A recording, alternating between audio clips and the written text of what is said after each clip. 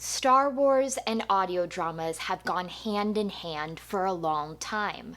From Brian Daley's radio adaptations of A New Hope and The Empire Strikes Back in the early 80s, to the full cast audios of comics like the Dark Empire trilogy and Tales of the Jedi in the 90s, to Ian Dosher's Shakespearean pastiches in the 2010s. But if the new Star Wars canon has given us anything, it's more full cast audio dramas. With Dooku Jedi Lost released in 2019, Dr. Aphra in 2020, and now Cavan Scott's Tempest Runner in August of 2021.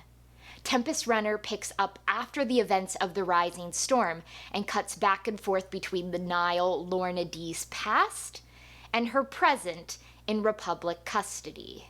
So briefly, after the defeat of her crew, Lourna D ends up in the hands of the Jedi, but not before disguising her identity. Locked up on a Republic correctional vehicle, Lourna plans her escape, but she also makes some alliances that start to grow into possibly friendships.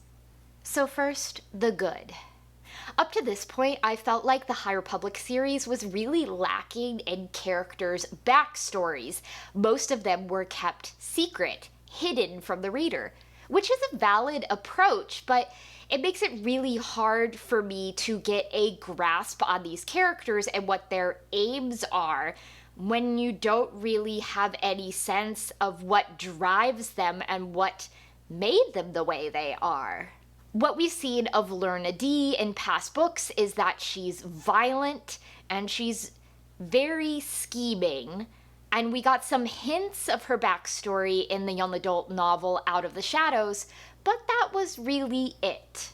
So if you've been looking for backstory in the High Republic books, then Tempest Runner delivers it in spades. Thanks to all the flashbacks in the audio drama, we see how changeable and mercurial Lourna is, how she's bounced around the galaxy so much, and how she craves and looks for control and recognition. So much of her time is spent under an assumed name, so she really dives into being a Tempest Runner because it's one of the first chances she's had for people to recognize her by her name. I think that's also why she named her ship after herself. It's really goofy, but it makes sense when you see everything she's gone through in the past. She's not likable at all, but she's interesting, and I felt like the actress did a really good job portraying her and portraying how much of a chameleon she is. In fact, I would say that all the cast did a good job. It was really interesting for me to get to hear some of these characters' voices because I haven't listened to any of the audiobooks read by Mark Thompson thus far. So I have to say that Marchie and Rose's voice was a complete surprise to me. And it was interesting to compare how the actors portrayed the characters to how they sounded in my head while I was reading. But at the same time, I did feel some meh about Tempest Runner, and it basically boils down to three things. Number one, the pace or the structure of the story. We jump back and forth between the past and the present, especially as the story progresses and gets further along. I felt like the first flashbacks worked better for me than some of the later ones because as the flashbacks progressed, they weren't always clearly delineated from what had preceded it, so I wasn't always sure what time a scene was taking place or where until we were a fair bit into the scene. And while I enjoyed getting to hear all these different characters, there were also times where I felt overwhelmed by all the voices. Especially for minor characters, a lot of times we are only told their name once or never at all, and it became a little difficult for me to not so much differentiate between people, but know who people were. The main characters like Lourna and Pan Eta had very distinctive voices, which helped for me to just hear them and they are not even called out by name, and I knew who they were, but for some of the other characters, they just blurred together in my mind a bit. And finally, while I liked getting more insight into Lourna's past, I wasn't crazy about how it ended, because it seemed like she ended precisely where she started.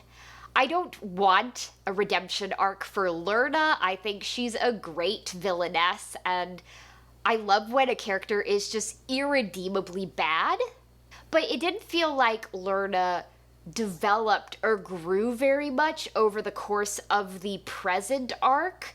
We saw how much she changed in the past, but she's pretty much where she started, where the story ended, and I found that a little disappointing.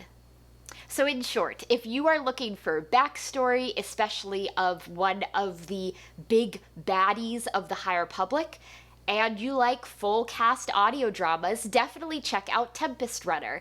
It's about 6 hours long. I was able to get through it in 2 sessions, both driving and just sitting around with my headphones, and I found it a really enjoyable experience.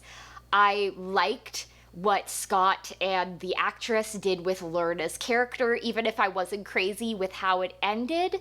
Past audio dramas like Dooku, Jedi Lost, and Dr. Aphra have eventually had a physical written version of the script released, and I hope that will happen for Tempest Runner as well, because I think that having an actual physical script to refer to may have helped cleared up some of my confusion with characters and things.